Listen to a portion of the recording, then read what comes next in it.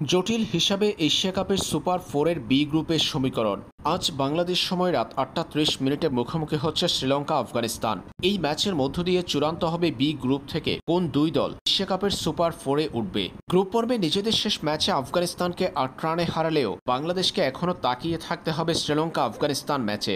এই ম্যাচের সমীকরণ পক্ষে এলেই বাংলাদেশ শ্রীলঙ্কা সহ উঠে যাবে এশিয়া কাপের সুপার ফোরে। আর সেই সহজ সমীকরণ হলো, শ্রীলঙ্কা যদি আফগানিস্তানকে হারায় তবে বাংলাদেশ এবং শ্রীলঙ্কা এই দুই দল উঠবে এশিয়া কাপের সুপার ফোরে। গ্রুপ পর্ব থেকে বাদ যাবে আফগানিস্তান। তবে যদি উল্টোটা হয়, আফগানিস্তান যদি শ্রীলঙ্কাকে পরাজিত করে, তাহলে সমীকরণ কি দাঁড়াবে? বাংলাদেশ কি টুর্নামেন্ট থেকে বাদ পড়বে? যদি আজ আফগানিস্তান শ্রীলঙ্কাকে পরাজিত করে তারপরেও সুপার ফোরে যেতে পারবে বাংলাদেশ। সেই ক্ষেত্রে আফগানরা শুরুতে ব্যাটিং করে 140 থেকে 209 রানের ভেতরে যে কোনো স্কোর করলে লঙ্কানদের অল আউট করতে হবে 69 থেকে 72 রানের ভিতরে। তবেই আফগানদের এই জয় কার্যকরী হবে বাংলাদেশের জন্য।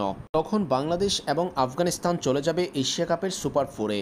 আর যদি শ্রীলঙ্কা শুরুতে ব্যাটিং করে সেই রান আফগানিস্তান যদি 11 ওভারের ভিতরে তাড়া করে জয় পায়, আর তখনও আফগানদের জয় লঙ্কানদের হার বাংলাদেশকে পৌঁছে দিবে এশিয়া কাপের সুপার ফোরে। তাই 11 ওভার আর 72 রানের হিসাব মিললেই সুপার ফোরে উঠতে পারবে বাংলাদেশ।